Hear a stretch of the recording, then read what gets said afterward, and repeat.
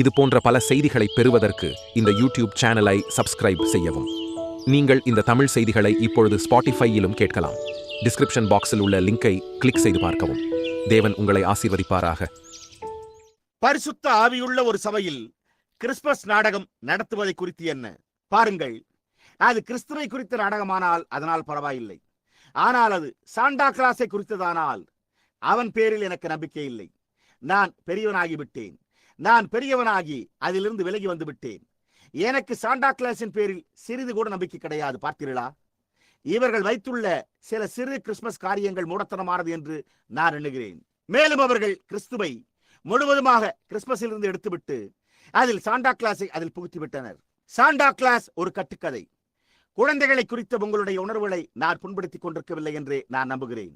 ஆனால் நான் உங்களுக்கு சொல்லுவேன், இங்கே அண்மையில் சுமார் 25 அல்லது 30 ஆண்டுகளுக்கு முன்பு இங்கே இந்த நகரத்தில் உள்ள ஒரு ஊழியக்காரர், இங்கே இந்த நகரத்தில் உள்ள ஒரு குறிப்பிட்ட பெரிய சபையின் போதகர், அதாவது நான் அவரை நன்கு அறிவேன், அவர் என்னுடைய நெருங்கிய நண்பர், அவர் என்னை சந்திக்க நடந்து வந்தார்.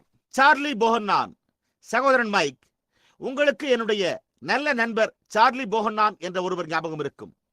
அவர் தமது அலுவலகத்தில் உட்கார்ந்து கொண்டு, நான் ஒருபோதும் என்னுடைய பிள்ளைகளுக்கோ அல்லது என்னுடைய பேரப்பிள்ளைகளுக்கோ அந்த பொய்யை இனி ஒருபோதும் கூற மாட்டேன் என்றார். மேலும் அவர், என் சொந்த சிறு பையனுக்கு 12 வயதான போது என்னிடம் வந்து சாண்டா கிளாஸை குறித்து பேசினான் என்றார். அப்பொழுது அவர் அவனிடம், ஏன் தேனே, நான் உன்னிடம் ஒன்றை கூற வேண்டும் என்று கூற அவனோ அம்மா என்றானாம். உங்களுக்கு தெரியுமா, அவர் கூறியதை அவன் போய் கூறினானாம். அதன் பின்னர் அவன் திரும்பி வந்து, அப்படியானால் அப்பா, இயேசுவும் கூட அது போன்ற காரியம்தானா என்று கேட்டானாம். உண்மையை கூறுங்கள், சாண்டா கிளாஸ் என்பது கிறிஸ் கிரிங்கில் அல்லது பரிசுத்த நிக்கோலஸ் என்று அழைக்கப்பட்ட ஒரு நபர். அநேக ஆண்டுகளுக்கு முன்பு வாழ்ந்த ஒரு ஜெர்மானிய வயோதிக கத்தோலிக்க பரிசுத்தவான் பிள்ளைகளுக்கு நன்மை செய்பவராக சுற்றித் திரிந்ததாக கூறப்படுகின்ற ஒரு கத்தோலிக்க கதாபாத்திரம். அவர்கள் அதை வழிபடியாக ஒரு பாரம்பரியமாக கை கொண்டு வந்துள்ளனர். ஆனால் இயேசு கிறிஸ்துவோ தேவனுடைய குமாரனாய் இருக்கிறார். அவர் உண்மையுள்ளவர், அவர் ஜீவிக்கிறார். இப்பொழுது இங்கு ஒரு கேள்வி உள்ளது. அதுவே கடைசி கேள்வி.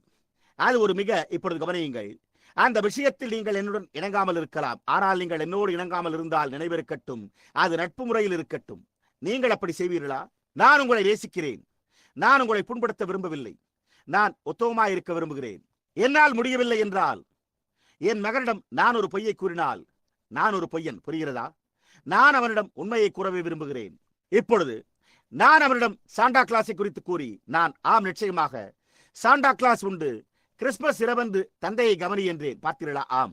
உங்களுக்கு தெரியுமா, நேற்று முந்தின நாள் நான் அங்கு சென்றிருந்த போது ஒரு சிறு பெண்ணிடம் அதை குறித்து சோதித்து பார்த்தேன். நான் நேற்று முன்தினம் நிச்சயமாகவே சரியான பதிலை பெற்றுக் கொண்டேன். நான் அந்த கட்டிடத்தில் இருந்தேன். அவர்கள் அங்கே கீழே உள்ள குவேக்கர் மேட் என்னும் இடத்தில் நின்று கொண்டிருந்தனர். நானும் மளிகை பொருட்கள் வாங்க அங்கு சென்றிருந்தேன். எனவே நாங்கள் மனைவியும் நானும் அங்கிருந்தோம். அங்கு ஒரு சிறு பெண் இருந்தாள். அவள் சுமார் 18 மாதங்கள் பூர்த்தியானவளாயிருந்தாள். அவள் அங்கு நின்று கொண்டு கலகல மணியோசை கலகல மணியோசை என்று பாடினவாறே போவதும் வருவதுமாயிருந்தாள். நான் சொன்னேன், அவளுடைய சிறிய நிலைதாங்கியில் உங்களுக்கு தெரியும், சிறிய வண்டியின் பின்புறத்தில் அமைப்பது. நான், நீ சாண்டா கிளாஸுக்காக எதிர்பார்த்துக் கொண்டிருக்கிறாயா என்று கேட்டேன். அவள், திருவாளரே, அது என் தந்தை என்றாள். நான், தேனே, உன் சிறு இருதயம் ஆசீர்வதிக்கப்படுவதாக, நீ ஞானத்தை பெற்றுள்ளாய் என்றேன்.